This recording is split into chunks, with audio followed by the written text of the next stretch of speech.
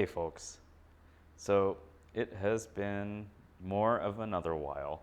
Um, right now it's actually the week of, right now we just finished week 9 here at Flatiron School, and I'm actually reading something I wrote about week 6 that I wrote during week 7. And I honestly thought I recorded this before, and I think I did, but I didn't like how some of it came out, so I just deleted that footage. So uh, what happened during week 6? So let's see. Uh, let's go back to. Um, oh, yes, I forgot the very obvious thing. Change of location today. I'm actually in our classroom. I started doing a little bit of my capstone project during yesterday, and I came in to check to see how it's going. It's still going, so whatever, no progress there. But yeah, they give us all a monitor. I'm renting this laptop from them, and then I brought my own because I wanted to do other stuff today. Um, so yeah, let's get into what happened during week 6. Um, the or wait, yeah, week 6. So there are 3 photos I liked from the previous week, which I guess would be week 5. Yes, because I specifically mentioned non-family related pictures. Obviously, my favorite photos from week 5 were anything with my family. But yeah, so the first one, I really like the sunset hued photo of the Westin Hotel in downtown Seattle. I'll be completely honest, this is not really a keeper, but I just really like the color and then how the shapes and the light interacted. I liked how there's only a few like sparse hotel lights, and I also liked how the candy-ish colors of the sunset reflected from the buildings. And of course, like having different intensities of light and also of color, just like I don't know, it just struck a chord with me. It also kind of reminded me that I need to get outside more often, especially now.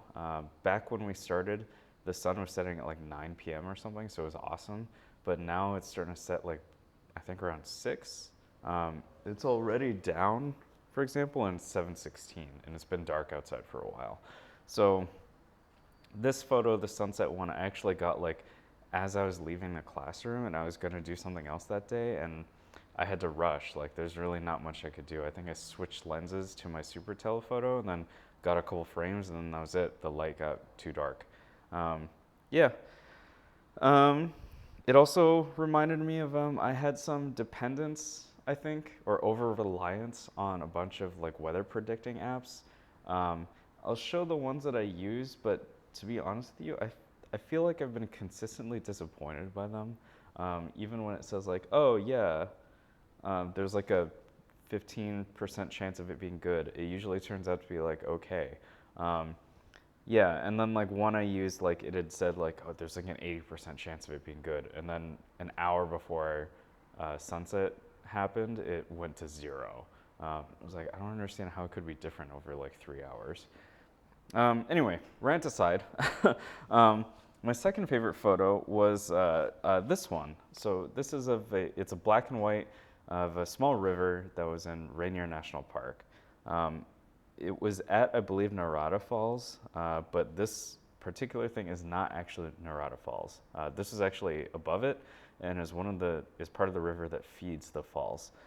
I had seen this while we were walking back to the car, my dad and I, and I kind of felt bad. I was like, oh, I kind of want to take this, but I don't think I should stop. And then realized like, oh, whatever, it's fine. And people can wait another like 5 minutes. I don't think anyone minded too much. But yeah, I took up my super telephoto, I took up my tripod, my neutral density filters to get this long exposure. And for what it is, it's cliche, it's stereotypical. It's like a photographer's thing to do these long exposures with an S curve and water and blah, blah, blah, blah, blah, but whatever, I liked it. And plus, like, because it was so small and required like a noticing of detail in the river, I don't think it was that common to get this one at Rainier. Most of the time people get the falls themselves, which were nice, but, and I showed those. but this one I liked more. Um, and my favorite photo from week 5 was actually taken outside the original Starbucks location. So I was told some trivia. Um, this is not actually the original Starbucks location because apparently that one burned down and it was rebuilt. And yeah, people have just been saying it's the original Starbucks ever since. I like this one because I felt like it really showed the chaos that happens during the day. Um, like I've seen the line go for just 2 blocks and it's just for Starbucks. Yeah, I'm of the opinion that any Starbucks employee who has to work at the original location, they should definitely be paid more because there's a lot of stuff going on there. I think my family, when I told them how crowded that place was, they're like, yeah, we don't have to go then. On the particular day I got this photo, there was one woman who was trying to cut the line. It was kind of crazy. A Starbucks employee ended up politely stopping her and said, "I'm sorry, ma'am, but there's a line and you have to wait to get in."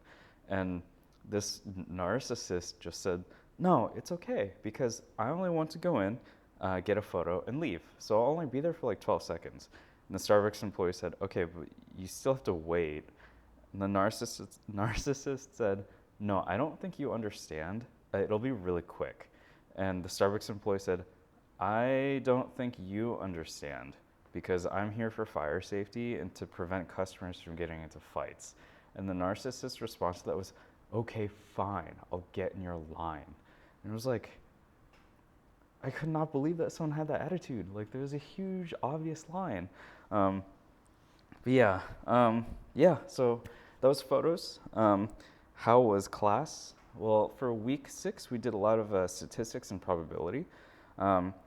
And it feels weird to say this about a coding boot camp, but that week, I don't think we actually did very much code. So we learned a lot of the theory behind how the code operates, and then all that, the math behind doing those things is actually in libraries already. So we just use the method call. Yeah, so we did a lot of logic arrangement and thinking about how to set up tests and hypothesis testing. And then how to extract meaning from things like conditional probability and then Bayes' theorem. It was surprisingly a fun week. I didn't think that I would have liked it so much because of my aversion to probability and stats, but it was pretty good. And I was told that on the test I only missed 1 or 2 questions, and it's because I reversed the set notation. So I reversed union and the other one, just like I'm doing now. You can see that 2 weeks later, we go through the material so fast in the boot camp that we don't remember everything. We just kind of try to build upon it and move on to the next thing. And for fun exploration during week 6, I did go back to Pike Place, mostly just walked around downtown trying to catch different moments just on the streets. And I don't know, I didn't really do anything too unique or too special by myself. It was mostly kind of recovering from the previous week. The coolest thing that happened was I had another mini reunion with Mung and Mike. Mike was visiting a family in the area, and then he hung out with us he stayed with Mung, and then I joined them for dinner one day, and it was nice to see both of them. Yeah, it's weird. I've been here for, now 9 weeks, and by week 6, I think I thought I would see Mung more, and I didn't realize how little time I had here. It's crazy. Yeah, we went to a barbecue place called Woodshop and just ate a lot of food, and it was great. Yeah, so for week 7, we were told it was going to be a project week, and it's the end of module 3, so we're doing statistics and probability testing.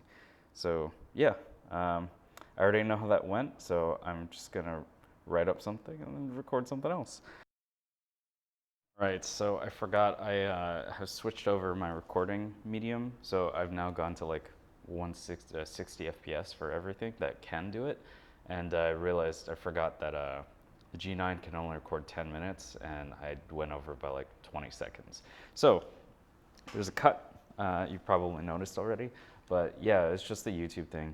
If you like what I'm doing, thumbs up. If you don't like what I'm doing, thumbs down, that's fine. If you think someone else might find this helpful, please share it with them. And also feel free to comment. You can reach out to me on Facebook, Twitter, Instagram. All those links are down below, as well as some affiliate links if you want to, get any of the things I used for this video. And yeah, what else? That's pretty much it. If you really do like what I'm doing, please consider subscribing, and I hope to see you all soon. All right, bye.